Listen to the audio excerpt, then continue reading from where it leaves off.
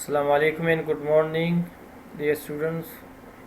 Welcome to online session with today's topic persuasive writing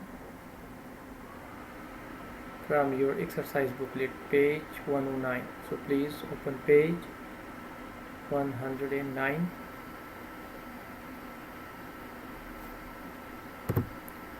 So today we will talk about teaching persuasive writing. Aim of this lesson to learn how to use persuasive writing techniques in your exam. Persuasive techniques.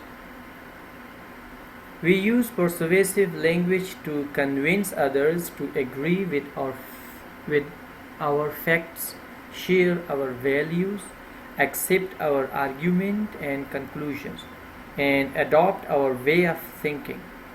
There are many different ways to persuade people. Here are some of the more common. So we talk about some of the important ways for persuading and to convincing people. In persuasive writing, you can use words like these in introduction, in making your point, in detail, in ending, and other words.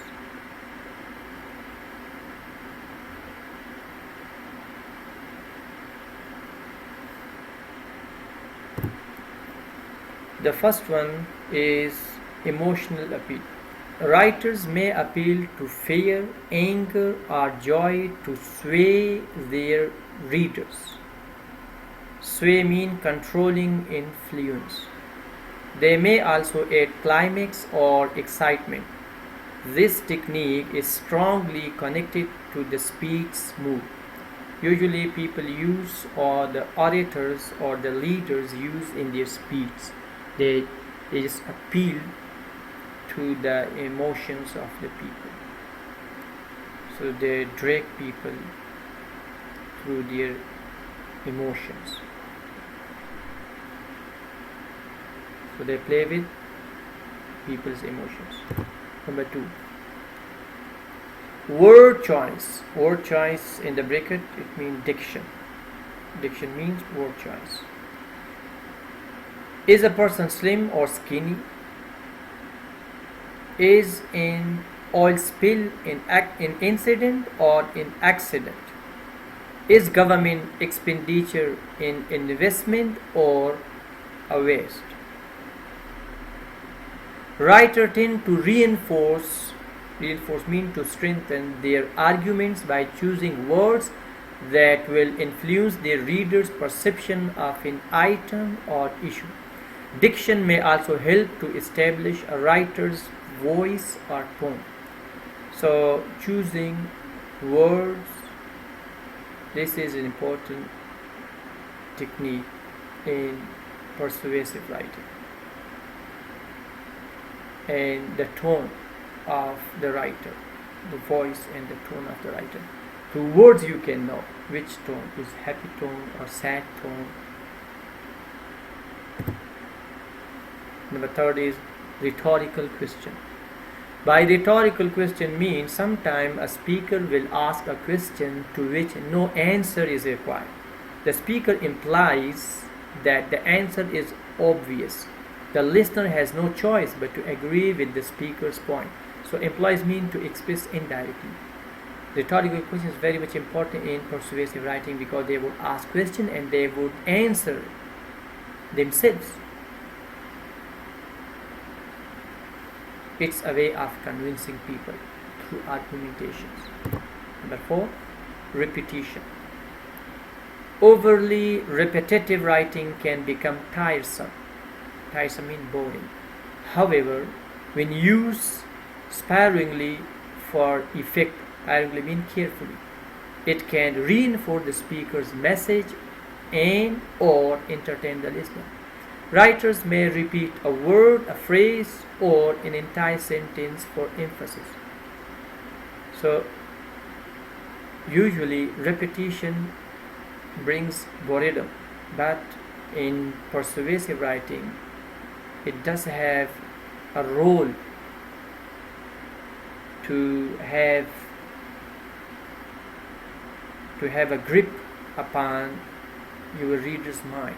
So you have to use repetitive words which would ultimately convince them, because one of the fact that when you repeat time again certain things, it will go deep down into your heart, into your mind. So that is a technique. Number 5 is parallelism. So parallelism means resemblance. When a speaker creates a balanced sentence by reusing the same word structure, this is called parallelism. Always strive for parallelism when using compound or complex sentence. So they would bring certain things both on one side one fact, on the other side another one, in order to prove their arguments. Number 6 is analogy. By analogy mean resemblance in some particulars between things otherwise unlike. So there is a resemblance and there is a compare and contrast kind of quality in that argument or in that reasoning which the writer wants. This tool is not limited to poets. Speakers often use figures of speech or comparison, for example simile, metaphor, personification for desired emphasis.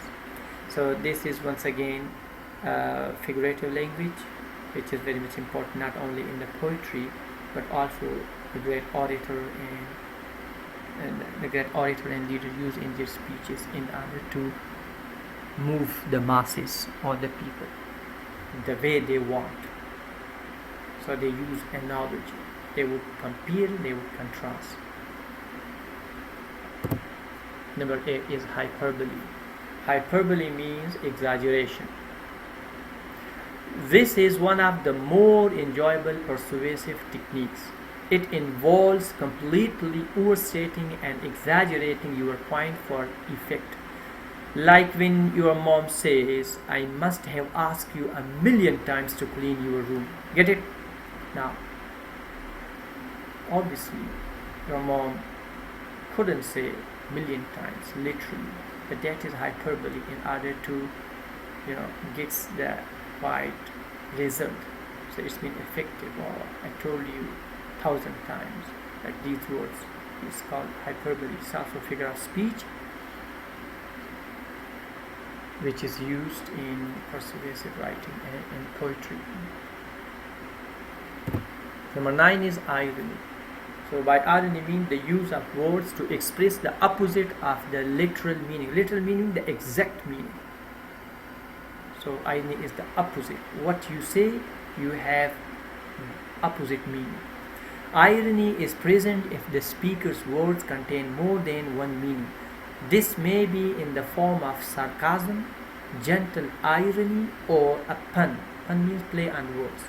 It can be used to add humor or to emphasize an implied meaning under the surface. The speaker's voice becomes important here. Again, speaker's voice is very much important in that regard.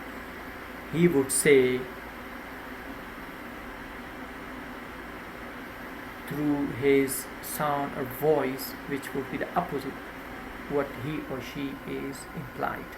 So she or he would not have mean the literal meaning. So that is irony, and it's used much in persuasive writing and in common discussion also. Now here is a simple persuasive essay. You can see the different arguments from the writer from both sides. Explain the opposing points, compare and contrast. Homework. Write the following pages as your homework. Page 110, and you should also study 109. Thank you very much and have a nice day.